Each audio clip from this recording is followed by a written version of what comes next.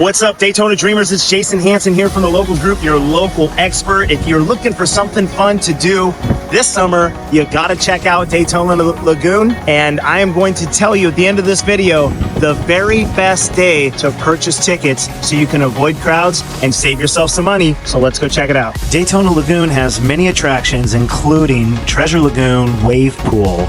Lots of fun, lots of waves. The park is expansive and has many rides, average thrill-seeking numbers. Castaway Island is for kids. It's basically a splash park and slides for the youngsters to have fun while you relax and not worry about their safety. My favorite is the lagoon, where you can relax and float, really just soak up the sun. Poison Pass is an enclosed slide. I didn't really care for it because it was dark. You can rent these cabanas on the second deck or down below by the Castaway with your children. There's a bar and some snacks, and Mondays is the best day to go because it's buy one, get one free.